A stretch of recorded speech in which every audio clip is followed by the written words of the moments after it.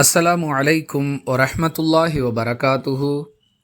தினமும் ஒரு துஆ. கோபம் ஏற்படும் பொழுது ஓத வேண்டிய துஆ. அன்பிற்குரிய அல்லாஹுவின் நல்லடியார்களே, மனிதனாக பிறந்த அனைவரும் அவசியம் தன் வாழ்நாளில் பல சந்தர்ப்பங்களில் கோபப்பட்டிருப்பார்கள். இதுவரை நான் கோபப்பட்டதே இல்லை என்று யாராவது உங்களிடம் கூறினால் அவர் 100% பொய் சொல்லுகிறார் என்பதை நீங்கள் உறுதியாக முடிவு செய்து கொள்ளுங்கள். இஸ்லாத்தின் பார்வையில் எந்த மனிதனுமே கோபப்பட மாட்டான் என்று அல்லாஹுவோ அவனுடைய தூதரோ சொல்லவில்லை. மாறாக கோபம் வரும்பொழுது அதை கட்டுப்படுத்தி கொள்ள வேண்டும் என்று அல்லாஹ் தன்னுடைய தூதர் மூலம் நமக்கு அறிவுரை கூறுகிறான். அவ்வாறு கோபம் வருகிறது, அதை நம்மால் கட்டுப்படுத்த முடியவில்லை, அதுபோன்ற சந்தர்ப்பங்களில் நாம் செய்ய வேண்டிய ஒரே ஒரு வேலை, ஷைத்தானிடமிருந்து பாதுகாப்பு தேடி அல்லாஹுவிடம் பிரார்த்தனை செய்ய வேண்டும்.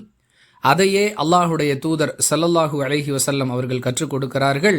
இது புகாரி எனும் நூலில் 6115வது ஹதீஸில் பதிவு செய்யப்பட்டிருக்கிறது. கோபம் ஏற்படும் பொழுது அஊது பில்லாஹி மினஷ் ஷைத்தானிர் ரஜீம். மீண்டும் ஒரு முறை சொல்லுகிறேன். கோபம் ஏற்படும் பொழுது அஊது பில்லாஹி மினஷ் ஷைத்தானிர் ரஜீம் என்ற வாசகத்தை ஓதிக்கொள்ள வேண்டும்.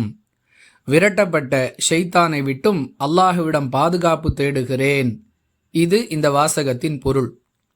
மனிதனை தடம் புரளச் செய்து தடுமாறச் செய்து அவனை வழிகேட்டை நோக்கி அழைத்துச் செல்வதற்காக ஷைத்தான் பல முயற்சிகளை செய்கிறான்.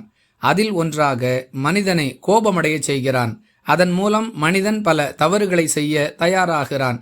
இப்படிப்பட்ட சூழலில் கோபத்தை கட்டுப்படுத்த வேண்டுமென்றால் அந்த கோபத்தை ஏற்படுத்திய ஷைத்தானை விட்டும் அல்லாஹுவிடம் பாதுகாப்பு தேட வேண்டும் என்ற கருத்தில் இந்த வாசகத்தை ரசூலுல்லாஹி ஸல்லல்லாஹு அலைஹி வஸல்லம் அவர்கள் கற்றுக் கொடுக்கிறார்கள். வாஹிரு தஅவானா அனில் ஹம்துலில்லாஹி ரப்பில் ஆலமீன்.